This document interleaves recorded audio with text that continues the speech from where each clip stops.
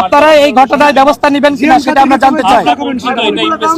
আচ্ছা, একই সাথে এই আমি এখানে আছি না, আমি কথা বলছি না, আমি কথা বলতে পারি না এখানে। এই তুমি থামো, এই কথা বলছি না।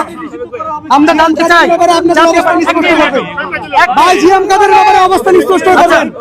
এখন অন্তর্বর্তীকালীন সরকারের আইন উপদেষ্টা, এই থামো, অন্তর্বর্তীকালীন সরকারের আইন উপদেষ্টা তিনি আসতেছেন। আমরা কি এখন শুরু করব? আচ্ছা, আমাদের দলে হাসিনার এগেইনস্টে কেউ দাঁড়ায়নি, তখন উনি 2018 সালে উনি বাংলাদেশের একটা মেজর মুভমেন্টকে নেতৃত্ব দিয়েছিলেন। সেই কোটা এন্টি কোটা মুভমেন্টের উনি নেতৃত্ব দিয়েছিলেন।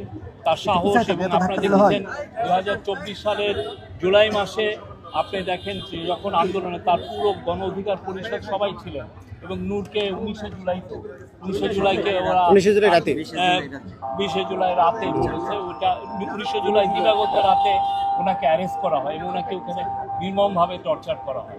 তা আমি তো আমার কথা বলেছি, এখন ওনাকে